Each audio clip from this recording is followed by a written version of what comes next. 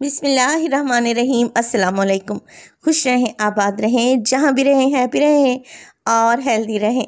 तो मैं हूँ फ़ाइज़ा और वेलकम करती हूँ आपको चटपटे पकवान में। हमेशा की तरह चटपटे पकवान में आप लोगों के लिए लाई हूँ एक और बेहतरीन, यूनिक और मज़ेदार सी रेसिपी। और मज़ेदार होने के साथ साथ ये रेसिपी बहुत ही आसान है, जिसे हम सिर्फ 2 से 3 आलू से तैयार करेंगे। तो रेसिपी को एंड तक देखें, रेसिपी बहुत ही यूनिक और मज़े की है। इंशाल्लाह आप लोगों को अच्छी लगेगी। रेसिपी पसंद आए लाइक कर दें और चटपटे पकवान को सब्सक्राइब भी कर लें। तो चलें जी, जल्दी से स्टार्ट कर लेते हैं। तो ये मज़ेदार से टी टाइम स्नैक्स बनाने के लिए सबसे पहले तो हम डो को गूंद लेंगे। एक बाउल में लूँगी 2 कप के बराबर मैदा, जिसे पहले मैंने छान लिया है। अब इसमें डालूँगी तकरीबन हाफ़ टी स्पून नमक। इसके अलावा इसमें चला जाएगा 1/4 कप या फिर 3 टेबलस्पून कुकिंग ऑयल शामिल करें और हाथों की मदद से मैदे और कुकिंग ऑयल को अच्छे से मसल कर आप लोगों ने मिक्स कर लेना है, ताकि स्नैक्स बहुत ही क्रिस्पी और शानदार बने। तो चलें जी, अच्छे से मिक्सिंग हो चुकी है। अब मैं थोड़ा थोड़ा सा पानी ऐड करते हुए इनको गूंद लूँगी। और मैंने यहाँ पर जो डो गूंदनी है वो इतनी ज़्यादा हार्ड भी नहीं रखनी और बहुत ज़्यादा सॉफ्ट भी नहीं रखेंगे। मीडियम सी डो गूंद कर तैयार कर लेंगे, जैसे घर वाला रोटी का आटा हम लोग गूंदते हैं, बिल्कुल वैसे ही। तो यहाँ पर देखिए, डो को मैं गूंद चुकी हूँ। आप इसकी कंसिस्टेंसी चेक कर दें। 2 से 3 मिनट के लिए मैंने इसे अच्छे तरीके से मुक्की लगाकर गूंदा है। अब इसको ऑयल ब्रश कर देंगे और इसको कवर लगाकर छोड़ देंगे काउंटर पर तकरीबन आधे घंटे के लिए, जब तक कि इसकी मज़ेदार सी आलू की फिलिंग बना लेते हैं। 3 मीडियम साइज़ के आलू थे, जिन्हें बॉयल करने के बाद मैंने छील लिया और ठंडा कर लिया।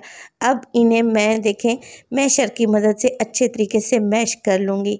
चलें जी, आलू मैश हो चुके हैं। अब इसमें डालेंगे हाफ़ टी स्पून नमक।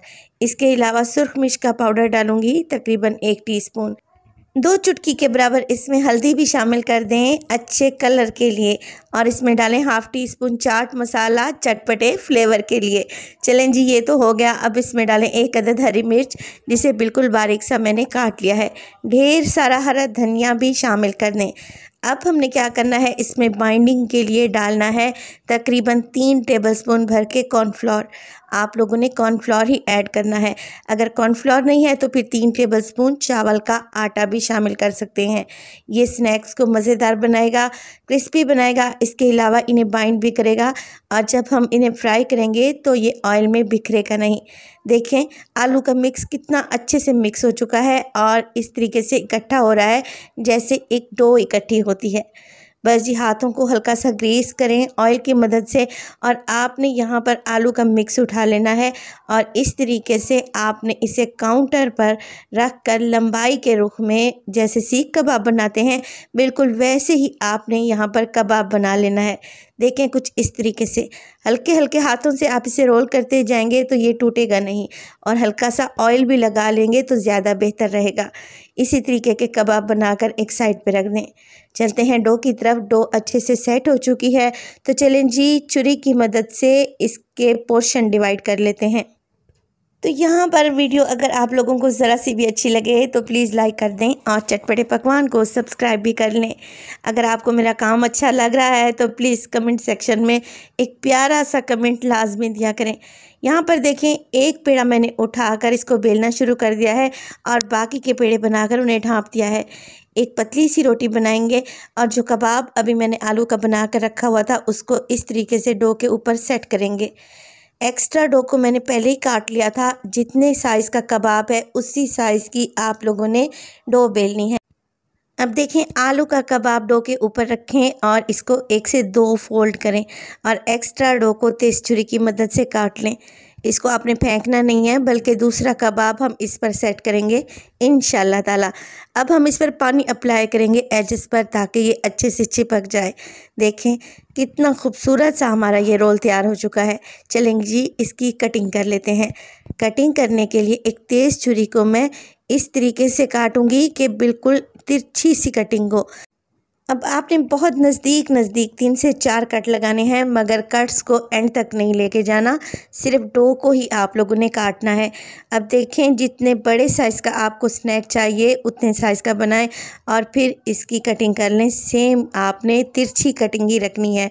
अब देखिए, हाथों की मदद से हल्का सा इसको सेंटर से प्रेस करेंगे और बेहतरीन सा हमारा ये स्नैक तैयार है।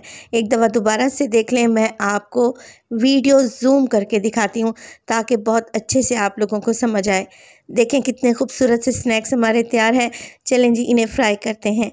फ्राई करने के लिए ऑयल को मीडियम हॉट होना चाहिए और 1 बाय 1 करके हम अपने खूबसूरत से स्नैक्स इसमें डालेंगे और इन्हें फ्राई करेंगे।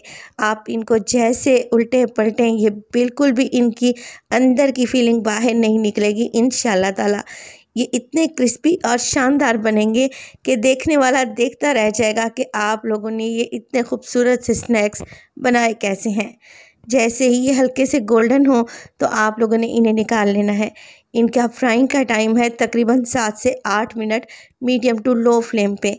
देखिए कितने खूबसूरत से हमारे स्नैक्स तैयार हुए हैं। अगर ये स्नैक्स आप लोगों को अच्छे लग रहे हैं तो प्लीज़ कमेंट सेक्शन में मुझे अपनी राय ज़रूर दीजिएगा।